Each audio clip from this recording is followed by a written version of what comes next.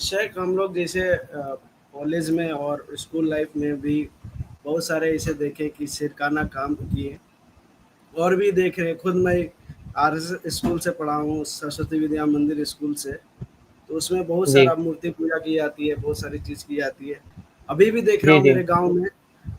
وہاں پر بہت سارے بچے پڑھا رہے ہیں، اور ہم لوگ کے گاؤں میں بھی، میرے گھر میں بھی کوئی کانوینٹ اسکول میں پڑھ رہا ہے، کوئی کر رہا ہے۔ تو کیسے ماحول کو کیسے چینج کیا جائے، کیسے ہم لوگ کے معاشرے میں جو ہو رہا ہے اس کو کیسے چینج کر سکتے ہیں؟ اور دیکھیے، پہلی بات تو یہ ہے کہ جب ایک مسلمان اپنے گھر سے باہر نکلے اور ماحول کا، سوسائٹی کا حصہ بنے، تو اپنے ذہن میں یہ بات بیٹھا لے کہ مجھے متاثر ہونا نہیں ہے، مجھے متاثر کرنا ہے نا؟ مومن کا مزاج یہ نہیں ہونا چاہیے کہ وہ ہوا کے رخ پر بہ رہا ہے، جس طرف ہوا چل رہی ہے اس پر چل رہا ہے۔ اس کا مزاج یہ ہونا چاہیے کہ میں ہوا کو اپنے رخ کے حساب سے موڑوں، میں ماحول کے حساب سے تبدیل نہیں رہوں گا، بلکہ ماحول کو اپنے حساب سے تبدیل کرنے کی کوشش کروں گا۔ جب بھی آدمی اپنے گھر سے باہر نکلے تو یہ عزم کر کے نکلے۔ ماحول کے حساب سے جو تبدیل ہوتا ہے وہ مسلم نہیں ہوتا، تو منافق ہوتا ہے۔ نفاق کا بنیادی معنی کیا ہوتا ہے؟ کہ حالات بدلنے سے انسان بدل جائے۔ تو جو حالات کے بدلنے سے بدل جائے وہ مسلمان نہیں ہے، وہ تو منافق کی علامت ہوتی ہے کہ حالات تبدیل ہونے کے ساتھ وہ بھی تبدیل ہو جاتا ہے۔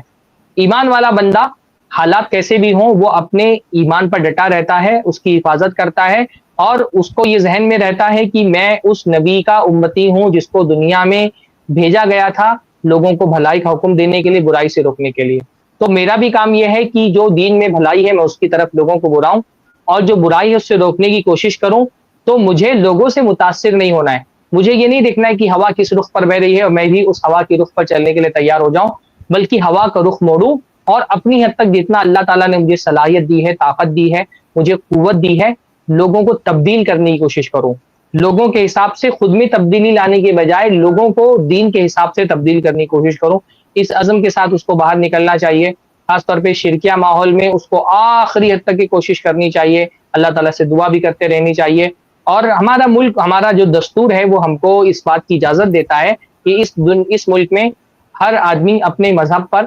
عمل پیرا ہونے کے لیے آزاد ہے، اور کسی بھی دوسرے مذہب پر عمل کرنے کے لیے اس پر جبر نہیں کیا جا سکتا ہے۔ تو جو ملک کا دستور ہے، اور اس دستور میں بنیادی طور پہ جو ہمارے دینی اور مذہبی حقوق ہیں، اس کی حفاظت کی جو ہم کو گارنٹی دی گئی ہے، اس کو سامنے رکھتے ہوئے اس کو اپنے لیے قانونی لڑائی لڑنی چاہیے۔ اگر وہ کسی ایسے انسٹیٹیوٹ میں ہے جہاں اس کو مجبور کیا جا رہا ہے شرک کرنے کے لیے، تو اس کو جو اپنا قانونی حق جو یہاں اس ملک کا دستور ہم کو دیتا ہے، اس قانونی حق کا